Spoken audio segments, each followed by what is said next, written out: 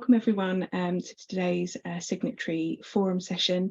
We're going to be discussing inclusive recruitment, but most importantly, what's next. I think we've all been working on this for a little while now, trying to make sure that we build kind of equitable processes into our recruitment work.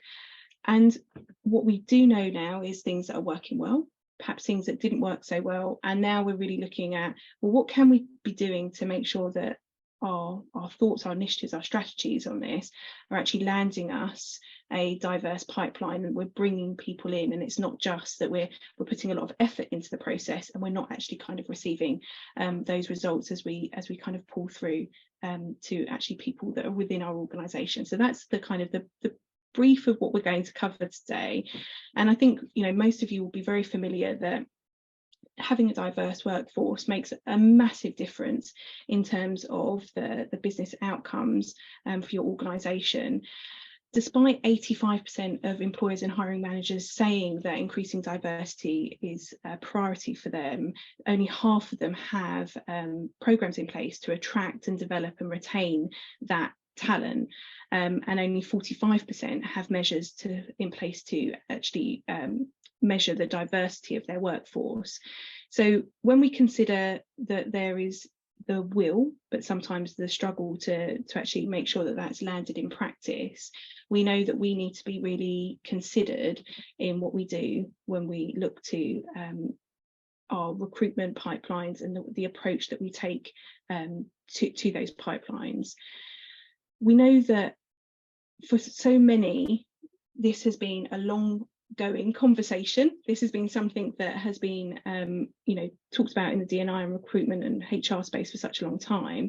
And that means that we've got an awful lot of information on what's working and what's now been taken up as mainstream approaches really to inclusive recruitment. But where that is definitely a success and something to be celebrated, it does mean that there's also gaps that have started to emerge in what has now been kind of BAU approaches, how we can then look to make sure that those gaps don't start to cause us problems. So I'm so pleased that today we're joined by Darren, who I'm going to let intro himself, because I know that there's an awful lot of sort of holistic approach to recruitment to sort of cover some of these areas today in our conversation. Darren, I'll let you intro yourself.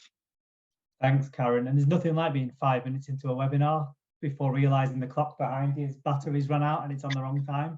So yeah, I apologise for that, everyone. It's gonna bug me looking at myself and seeing that. But hello, everyone. So to call out the elephant in the room, yes, I am another middle-aged white man talking about diversity today, although the middle-aged bit really does hurt. I'm not sure I'm there quite yet. No. Despite that, as well as being an ambassador for the Tech Talent Charter, I really hope I can be useful to this group, specifically because of the work I do in my day job for Lorien. I'm Director of Solutions and Insight at Lorien. I'm coming up to 15 years of tenure. I've got a really great job. It's so varied. In the morning, I can be speaking to clients about opening up a new office location in a new country. In the afternoon, I can be talking to a different client about improving diversity hiring.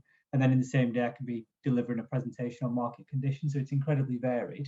In case you haven't heard of Lorien, we're one of the UK's largest tech recruiters. We run full outsourced hiring programs for the likes of Nationwide Building Society, KPMG, Santander.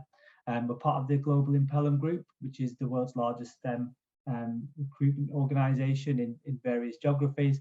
And my role for Lorien in the last 4 years has helped me to work across our entire client base to help them develop their expertise further. And why I think that role is hopefully helpful to the Tech Talent Charter and today is because we work with around 500 different organisations every year. So I'm hopefully able to bring to this group what works and what doesn't work in terms of hiring tech talent, diverse tech talent, I should say, from across that whole client base. Thank you so much for that, Darren. I wanted to start, and you know, it's another elephant that we will find in the room, is that we're kind of in a unique time for recruitment. We've got this backdrop of layoffs, we've got a talent shortage, we've got a cost of living crisis, and there's this growing desire and real need from candidates for hybrid working. So how are these things impacting the market? How are they kind of flowing through, and what are candidates kind of saying as they come through through the books? Yeah, I mean, for starters, it's made my role incredibly interesting over the last 4 or 5 years. Specifically, I think within technology hiring at the moment, there are what I see as two huge battles dominating the hiring market. And these are the battle of salary and the battle of working location. So on the salary front, in the UK specifically, we're near full employment, 76% of the UK population in employment, 4% unemployment. So historically, if you look over time, really strong numbers. Job vacancies sit at around 1 million, although they are dropping steadily every quarter at the moment. Growth in average pay is nearly 7%. Growth in regular pay is over 7%. And this is actually the largest growth seen outside the pandemic. However, when you adjust that for inflation and the cost of living, regular pay has fallen 2% year on year, and regular pay just a bit under that. So we all know this, and unless you're Elon Musk, you're definitely feeling poorer. And as we are, candidates are feeling the pinch as well. So what the natural thing to do in this market is look for a new role with a higher salary, perhaps, if you're unhappy in your current situation. We've run some insight recently, Karen, called What Tech Candidates Want, candidate sentiment survey, and we found that 83% of candidates in the technology market will look for a new role within the next 12 months, and 40% of these, which was the majority, were looking for a new role to improve their salary specifically. And people maybe ask, why does this cause a challenge? And I think it causes a challenge because organizations are unsure of the future economy, because they're worried about that as well. And because I think the biggest thing is they spent more than expected on hiring in 2022 and 2021. Last year, 96% of organizations increased salaries and salary budgets, and 72% of employers had to offer higher salaries than expected to secure tech talent. So in summaries, I think the first battle is candidates, cost of living's hurt them. They're looking for increased salaries, but organizations are reluctant to break that kind of budget they've set for maybe the third year consecutive, especially when trading conditions aren't quite as good. So that's battle number one. But I think the bigger clash is around working location. In 2020 and 2021, we largely had no choice about where we worked because of the pandemic. We were largely at home. Last year, organizations were still kind of finding their feet with hybrid working. People were still allowed broadly to choose what their working location was. And now in 2023, I think it'd be fair to say that a lot more organizations are moving towards pulling their people back into the office. Not full-time, I must stress. I still think that's really rare, full-time in the office, but a lot of organizations are now moving towards mandated office days versus people kind of picking and choosing when they want to go to an office. And that feels like a big shift for people. That's what organizations want, but unfortunately the data in our What Tech Candidates Want survey showed that less than 5% of candidates want to be in an office full-time. Only 35% want to be in the office 1 to 2 days a week, and 55% of tech candidates wanted to be fully remote. So again, we've got this big clash at the moment between not just that salary, but between working locations. And I think that's why the hiring market is as strange as it is currently. All these competing elements clashing against each other, where candidates and organizations are seemingly at odds with their desires of what to do in the market. I'll stop there. I can then throw AI into the mix and tons of other things, but I think maybe we need to move on. Well, and that's that is a massive emerging challenge, and even when we're thinking about job titles and what what skills we're looking for, that is changing so quickly. We need now prompt architects. We need a different whole group of individuals to support AI. So we'll park that one just for a moment. But I would say that your report mirrors research that we've done and research from the wider ecosystem around what candidates are looking for and what they're listing as their priorities, especially from underrepresented groups. Salary and the view of career progression is still a significant player for what candidates are looking for.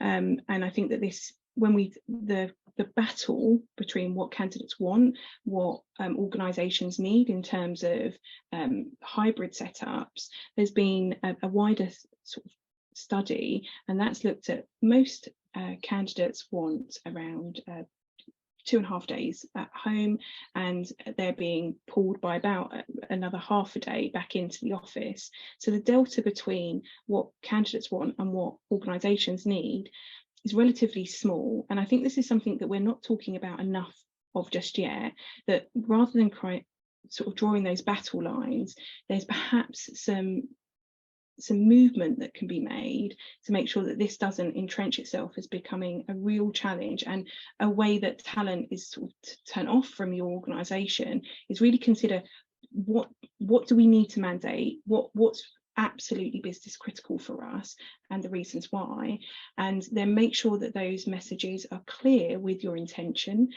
so that individuals can see, okay, that this is more than just a stomping of foot, and that presenteeism is important here.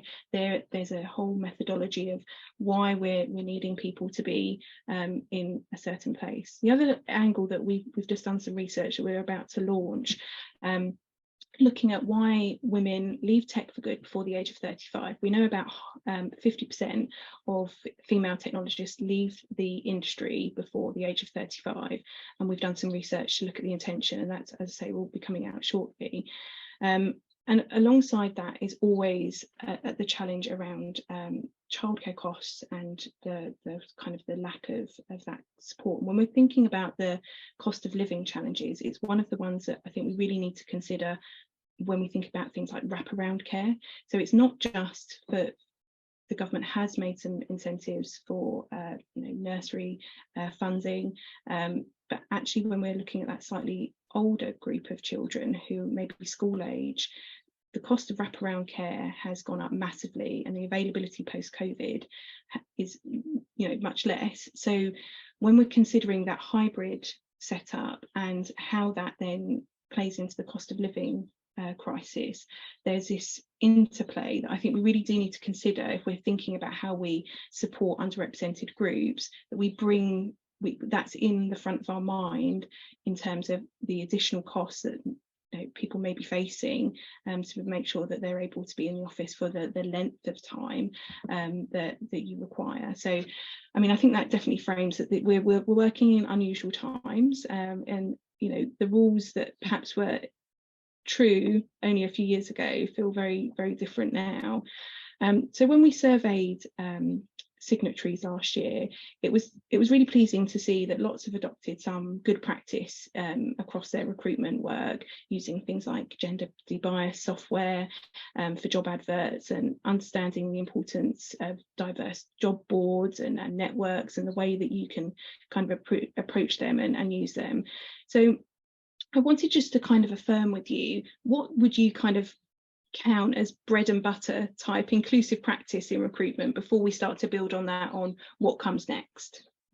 Gender decoders and kind of inclusive job descriptions are definitely one that we see as common and type of bread and butter at the moment. I don't want to be too prescriptive in my answer here, because I think every organisation's at a different part of their journey. But if I think across our client base, what I typically see from a high level is, and these sound more strategic, but I'll try and get more tactical with them as well. But we definitely see across most organisations a commitment from leadership towards ED&I, that there's a genuine priority for the organisation and built into their kind of overall strategic plans as such.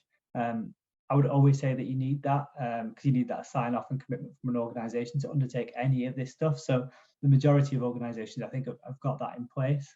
Again, it sounds like a really obvious one, but from a legal standpoint, policies and procedures, things in place to prevent bias and discriminations in all aspects of employment from a legal standpoint, including kind of equal opportunities campaigns for individuals to be able to advance in their careers and give people from all backgrounds the resource and support they need. Again, that would be a real worry if these were not in place in an organisation, because they're legally required. But I think we may as well add that in there. Yeah. And one that we all begin with, and I know this isn't easy, but we talk about it all the time in our TTC sessions, is that data is an essential starting point for organisations to be able to measure its progress.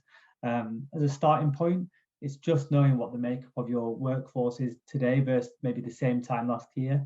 As we get more advanced from, specifically a hiring perspective, which is what I know about, over time that data can be as sophisticated as knowing what demographics you've got in your talent pools at different stages in the hiring journey, from application all the way through to onboarding, interviewing, all the steps in between. And that, we find that really helpful with our clients, because you can see where blockages are in your hiring process that stops diverse talent from joining, and that then enables you to have the knowledge kind of go and attack and make a change to those process elements that aren't working as good as they should do. And most other organisations at this stage have ED&I steering groups to help support people and make an impact on an organisation's culture and policy. So they're the kind of big strategic pillars, I would say, that are bread and butter. From a more tactical day-to-day perspective, what we tend to see are what you spoke about: inclusive job descriptions, neutralising kind of any non-inclusive language. That seems to be a standard now. Good recruiters in your team that challenge and consult with hiring managers on what are the must-have skills on each role from simply the desirable skills. I think narrowing down to the must-have skills broadens out that pool of talent and broadens out the attraction element of roles, as we all know. Those same good recruiters should be using a really wide range of candidate sources as well, including kind of specialist job boards and platforms. I often think that the broader the search, the better chance you've got of a more diverse candidate shortlist. Most organisations do have flexible working policies and promote them. We actually found in our study what tech candidates want, that the first thing that women looked at on a job description was flexible working. Men looked at salary first, women looked at flexible working. Found that amazing about men, by the way, because we'll come on to it, but finding a salary on a spec is now a challenge, isn't it? More and more organisations, I think you found this in your study as well, working with upskilling and reskilling firms to create new tech talent from non-traditional backgrounds. At interview stages, I think nearly every organisation is asking and making adjustments for candidates at interviews that need them. I'll run out of steam in a minute. We do see standardised questioning to enable evidence-based assessment of candidates at interview stage. That's fairly common. And more organisations have invested in training for hiring managers as well on things like unconscious bias. So I know that seems like a lot for a bread and butter list, but they're typically some of the core elements I think we see from across our client base. Not everyone will be doing these, and I absolutely don't want anyone to panic, because every organisation's at a different stage in their journey, but I think they're by far the most common elements that you see.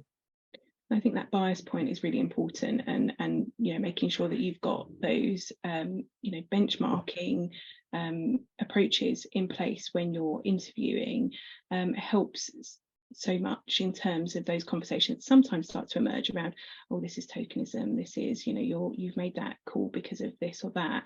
And it's making sure that, one, you're absolutely tackling those biases within your organisation, but you're doing that in a way that is unrefutable. You are presenting that this is a completely and totally a talented candidate here, and that's why we're bringing them through, because I think that this is one of the absolute dovetails we need to see, is making sure that the cultural work is happening within the landing team as well, because recruitment can only be successful if there's the retention, and if actually we get it all right in the recruitment process, but when the landing environment for that individual is actually a real challenge, that you're not going to retain that talent, and that's obviously going to make for bigger challenges for the organisation.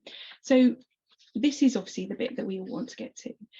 We know what's kind of well-established practice, but what more can we be doing to improve the pace of sort of change and bring in more diverse individuals into our organisation? Yeah, we've got a well-informed audience, don't we? So hopefully none of this is rocket science. But in terms of what we've seen across our client base that makes the biggest difference quickly, there are a few elements, and I'd definitely start with what I mentioned earlier around salary visibility. I've been talking to our clients about it for quite a long time now, and those organisations that don't make salary visible on a job posting aren't just a disadvantage in attracting diverse talent, they're a disadvantage full stop. In our sentiment survey, we found out that 74% of women, 70% of men said that a salary on a job listing made that role, much more likely for them to apply to that position. And I think actually the Tech Talent Charter survey found similar results. I think yours was around 55% of women more likely to apply for a role if the salary was on the job advert. I think unfortunately, if we all went on LinkedIn now, which maybe what we do during our lunch break, I think we'd see, gosh, 10% of roles with salaries, maybe even less than that. So I know that's not an easy thing to do, which is why I think it's less common, but salary visibility has a huge impact on diversity within technology in your organization. Companies who carry out what I would call an EVP audit are definitely able to improve that pace of change. So I'm sure everyone's aware, but EVP stands for Employee Value Proposition, and it's all around the perception in the market around, sorry, my phone's going off, should have put it on silent, sorry. It's all about the perception in the market about what it's like to work for your organization.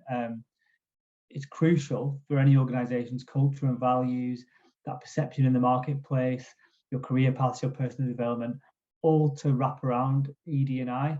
And on all those materials and all that perception in the marketplace, you've really got to accurately reflect what it's like to work for your organization.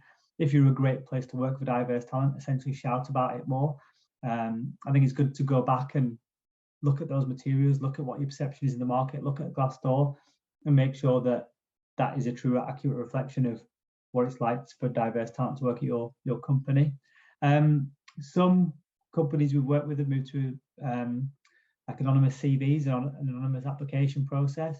That's been really successful in reducing unconscious bias and aims to, again, measure candidates purely on skills and experience and qualifications. What I'd say about this approach is it's not a silver bullet, and I'm sure everyone on this call already knows that they don't exist in the ED&I world anyway, but they are helpful in aiding an overall inclusive process. They're not the be-all and end-all, and I think there's downfalls to it, but they can help avoid those unconscious biases. The single biggest impactful action we've seen is actually in ensuring diverse representation at interview stage. This can be really difficult for diverse talent within an organization, especially if you're being rolled out for every interview. So this is where you've got to be really careful of tokenism. But it's kind of one way to try and avoid that is it doesn't always have to be that connection over an interview. It can be kind of an informal touch point, an informal discussion at any point in the hiring process. We just see that this makes a huge difference for diverse talent to be able to see representation of themselves, successful representation in the businesses that they're potentially looking to work within. I think there's so many huge benefits and improvements that can be made beyond the initial attraction and selection process as well, and into offer management and onboarding. There are some really quick steps to make a difference, things like ensuring offer paperwork's accessible, get rid of all the jargon, make the language really simple, take the time to talk to candidates through the benefits package, in particular things like medical benefits and how pre-existing conditions and stuff like that are covered. Share as much information with candidates pre-start as possible, things like org charts, welcome packs, to really encourage that belonging before people even kind of step foot in the building on their first day. Make sure specific kind of requirements are catered for in terms of catering and equipment and seating arrangements, that kind of stuff. Every organization's got its own acronyms. I mean, I've been here 15 years, they're embedded into my brain now, but sharing those in advance and ask for feedback on the process as well. I think I could go on all day about this kind of stuff, where there's these incremental improvements that have made a difference. But I think if we then went back to the higher level side of things, seeing really key elements to help increase the pace could be organizations being really ambitious with their goals for diversity and continually resetting those, not making them the kind of minimum expectation that is expected to the market. Having resources dedicated to ED&I makes a huge difference. One thing that I don't see tons of is mentorship and sponsorship programs. I feel that's a big one.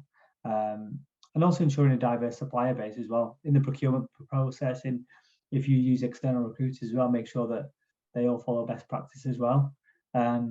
So tons, I mean, I've probably gone far too long there, but one thing that's really important throughout all of this, I think, Karen, is making sure that you gather feedback. I remember, I think I spoke to you about it recently, when we did a video series on hiring diversity. The one thing that every person I interviewed said, ask people, talk to people, get feedback from candidates, get feedback from hiring managers, continually gathering that feedback and making those improvements is actually the most consistent way to keep up the pace and make the biggest difference overall.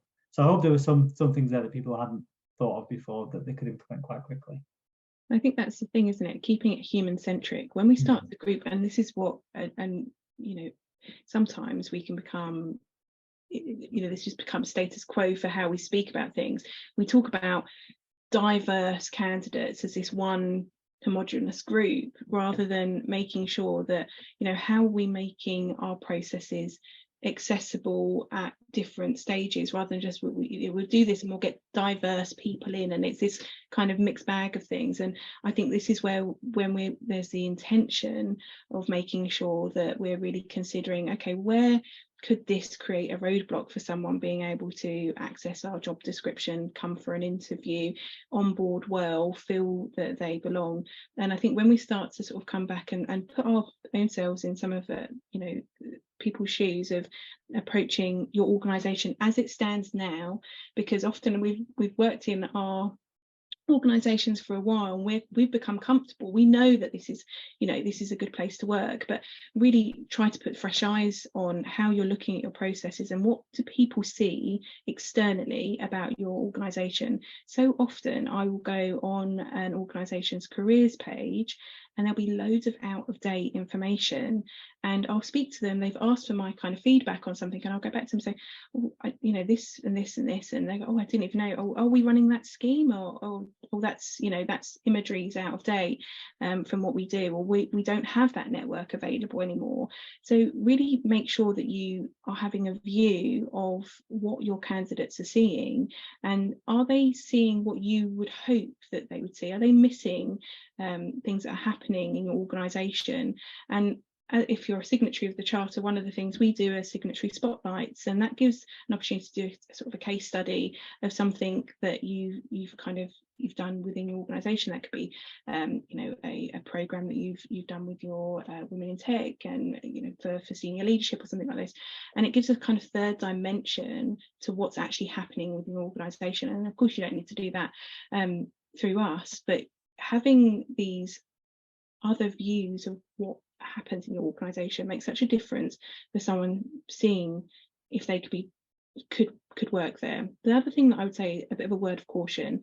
So there are so many tools available to help us screen CVs, to understand our candidates better, but not all of those tools are built equally, and some by accident are baking in bias. And so when we're using these AI sort of screening and crawling tools, we really need to consider the impact across multiple lenses. And even for things like psychometric testing, this can sometimes start to sift out neurodivergence and by accident, because the metrics that we're looking for are not considering these different lenses. I think that it's really important that it comes back to this fresh eyes approach, looking at what you're using in your pipeline to help you find good talent, and asking the questions of that. And Darren, as you say, make sure that when you're working with providers, you're really digging in a little bit further of what they're doing, because we've seen that accidental fig leafing can happen. There's the intention, but how does that play out on the ground? What are people actually receiving compared to what is being said about what's happening, and you know, where people are? So I would really, you know, take fresh eyes at looking at your process again, and see where there's things that you're happy and you're kind of proud to stand by, and things that perhaps have gone in a different direction than you had expected. We recently did some research about what women specifically were looking for when they were applying for a job in, you know, and looking at an advert. And as Darren said, salary is super important. That's 60% of female, and this is female technologists, are looking for salary, and then 60% are looking at flexible working policies, and then equally 60% are looking at career progression.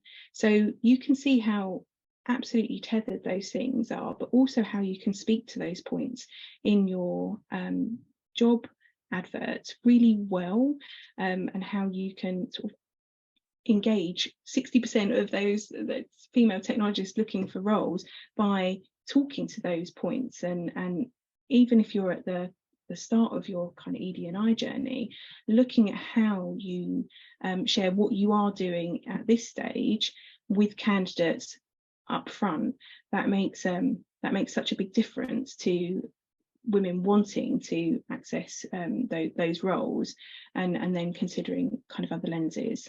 So I know that we've covered a few different areas there, and so in so many conversations I'll have with signatories, they're like, we know what we need to do, we've got best intentions, we've got some data, we've got a strategy in place, but there are lots of moving parts and commitments, and sometimes roadblocks can appear.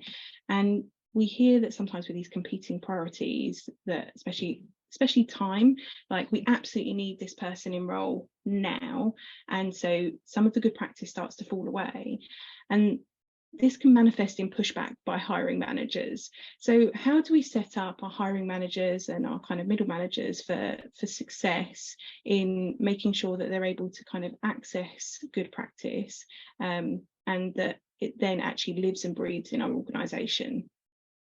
I mean, these definitely are the biggest kind of roadblocks that we see across that client sometimes.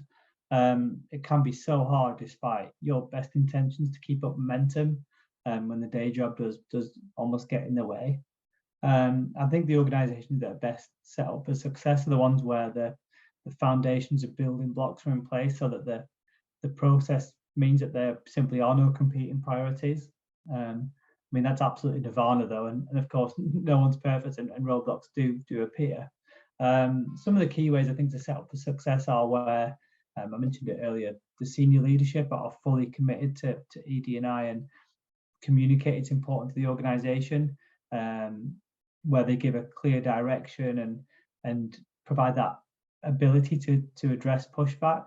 One thing that our CEO at Impelum, our parent company, are great at is Julia. She's great at saying, "This is your job," and that is so powerful in negating those kind of competing priorities. When she says, "This is your job to do this," then that's your job to do it. I don't think any of this actually, by the way, is communicating the business case for ED&I and diversity in your organisation, because I think if individuals aren't convinced of the business case for diversity now, that they're never going to be. It's more about freeing individual people up to and giving them the ownership of the diversity of the organisation being part of their day-to-day. In saying that, though, I think it's really important to enrol hiring managers and teams into the process, rather than having them feel as though it's something being enforced on them.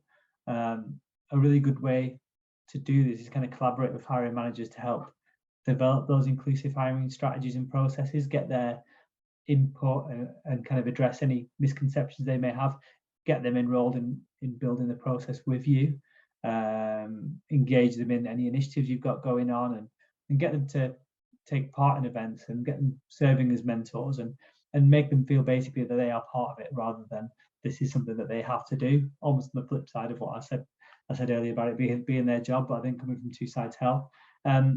Education's got a huge part to play in setting up for success, conducting kind of awareness building sessions, training, workshops to help teams understand the processes and requirements that you're asking them to follow, making sure people are equipped with the tools and resources and the training to help overcome bias and make those inclusive hiring decisions is really important. Something that I've not seen a lot of, actually, and it's surprising, but something that's really helpful, is sharing success stories, where this process or this has worked really well. Sharing success stories of how diversity and inclusion efforts have really positively impacted an organisation. Highlight those kind of specific initiatives where you've made an excellent result or an innovative solution, and really give kudos to the teams that have been involved in that. I don't see enough showcasing of when it goes really, really well. I mean, you may be sick of me saying this, but again, getting feedback, that continuous improvement, this isn't something that is evergreen. It is evergreen. You can't just stand still. Like assessing the impact, the effectiveness of your initiatives, getting feedback from hiring managers. This process can't sit still. Always make those necessary adjustments is really critical. But I think the biggest building block you can make is once you've got senior leadership's buy-in and almost they're saying to people, this is your job, getting stakeholders to feel as though they're part of the process than having the process imposed on them. So the most critical element, I would say. One of the interesting things that I heard an organisation do, and I was fascinated by it, was often when we talk about data, it's all we send that over by email. It's something that we know the stats on it, and what they had their hiring managers do is actually talk through the stats, but in terms of, okay, well, why were these candidates not successful, and really do a kind of a mop-up that was beyond just looking for the success, looking at why these candidates weren't successful. One, to refine their job descriptions, to make sure that they weren't bringing candidates through the process that were not suitable anyway, but really to start to play with that bias point and making sure, and we see this at other stages in the kind of retention process, of people being, they've got such a lot of potential but they never make it to the next grade, and that's year on year they're getting good performance reviews, they've got so much potential, but it's because there's this perception that that person doesn't fit the view of what that role looks like, and it's part of that unconscious bias. But it's a really interesting way of kind of starting to take it out of the darkness and go, okay, well, look, let's work at who didn't fit in our, where are those kind of leaks in our pipeline, what could we really do to kind of address it. And it was quite an interesting way of kind of take it out, because you can become overwhelmed by data, death by 1,000 spreadsheets, but and I come back to that human element, make sure that you're kind of really looking at that data of, is there trends that perhaps just looking at the numbers you're not going to see those trends kind of emerging. So I think it is making sure that you kind of approach that with, can the data give you more insight than perhaps just how many people progress through at different stages? And if you're sort of starting to think about this and how you move it forward, I would really kind of take some of those slightly different approaches to looking at your data, because it can really help uncover such a lot of what's really happening within the organisation. Sorry, Karen, I was going to say, every individual in an organisation is accountable for beating bias and for the diversity of that organisation. And what you just said there, I love it. Talking through the data, it makes you accountable. Of course, you've got to give that element of psychological safety. It's not a blame culture, and you're not going to be all hauled over the coals for anything, but you would feel accountable, wouldn't you, when you've got to talk through your data. And the big thing, I think, from what you mentioned there was, and the big thing I took from this year's diversity in tech report that you guys released was, the diversity entering organizations in technology is rising all the time. We've not won the battle, but we're making good strides. What I'm really obsessed about now is what I found in that report was that how much less likely diverse talent is then to move upwardly mobile within an organization and get to the senior levels. So all of this, I think, that we've spoken about today isn't just about people joining the organization. It could count for that internal mobility as well. I totally agree, and I think that when we do these sort of exercises, where we really sort of, as you say, everyone has a role to play, and that's at different stages. That could be that sponsorship, mentorship piece, where if everyone takes some accountability for this being a shared challenge, then you see that difference happening through the culture of your organisation, but also when you're looking at those kind of retention and progression points as well. So this is good work to do, because it's good work at this stage for recruitment, but actually also plays out well when you're looking at the retention piece. So I know that we've covered an awful lot of content during the time, so I just wanted to sort of say, if you were going to sort of summarize, what would you do, and we kind of do this as we call it our 3 and 3, of what what would you do if you had 3 days, 3 weeks, or 3 months to sort of tackle this problem? What would you put to each of those timeframes to sort of do something that would motivate change? It's tough, isn't it? Some of it takes 3 years. Yeah, and forever. It's tough to pick just 3. I'll try and base these on what we've talked about already, if that's all right, and hopefully that kind of makes a bit more sense for people. I think in 3 days, I think everyone can check your kind of offer and onboarding paperwork, remove the jargon, include simple language, help make sure that candidates understand benefit packages, try and include some welcome packs. I think that's a real quick and meaningful change on a part of the hiring process right at the very end that isn't always covered. If you were given 3 weeks, this might be a tight time frame, but I think I would make sure that like external recruitment partners are operating with best practice, your external suppliers, whether they're kind of in assessment or whether they're recruiters like ourselves. Some ways to make sure they're working in line with your expectations would be making sure they understand that your company's commitment to ED&I and what inclusive practice and good looks like for you, what your targets are, auditing them, making sure that they've got a good track record regarding diversity and inclusion. Really look for evidence of their commitment, that it's not just kind of hot air and they can prove the good work they've done in this space.